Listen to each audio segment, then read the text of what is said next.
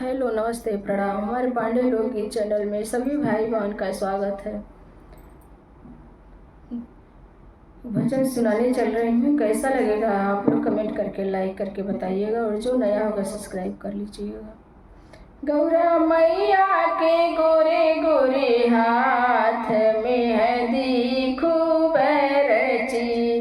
गौरा मैया के गोरे गोरे हाथ में है खूब रची।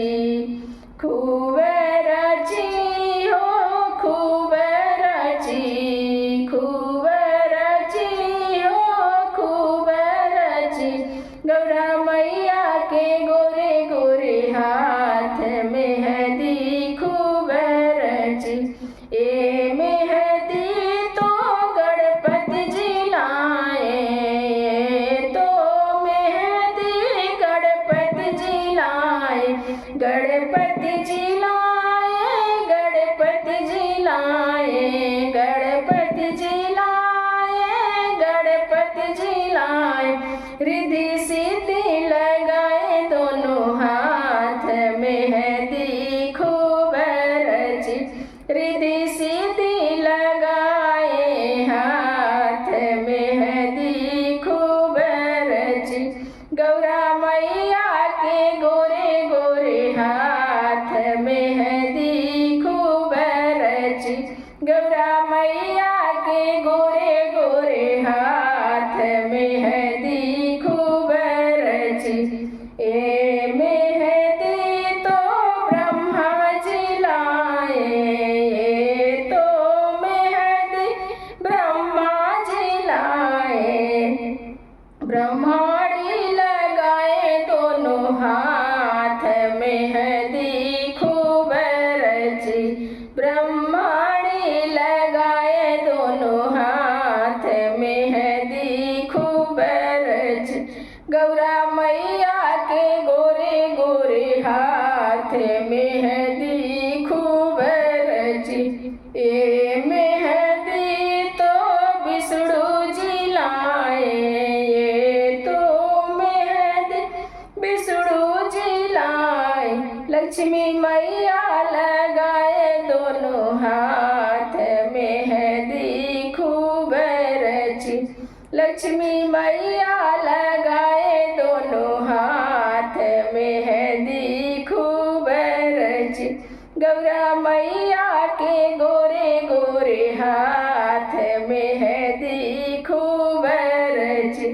गौरा मैया के गोरे गोरे हाथ में है खूब रची। ए मेहंदी तो शंकर जी लाए, तो मेहंदी शंकर जी लाए, शंकर जी लाए हो शंकर जी लाए। ओ गौरा मैया लगाए दोनों हाथ में है खूब रची। गौरा मैया लगाए दोनों हाथ में है खूब रची। गौरा मैया के गोरे गोरे हाथ में है खूब रची। गौरा मैया के गोरे गोरे हाथ में है खूब रची। ए तो मेहंदी कृष्ण जी लाए, यह तो मेहंदी कृष्ण जी लाए। राधा रानी लगाए दोनों हाथ में है खूब रची। राधा रानी लगाए दोनों हाथ में है खूब रची। गौरा मैया के गोरे गोरे हाथ में है खूब रची। गौरा मैया के गोरे गोरे हाथ में है खूब रची।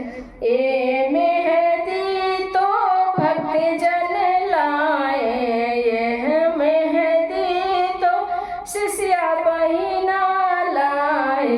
सारी सखियां लगाए दोनों हाथ में है खूब रची।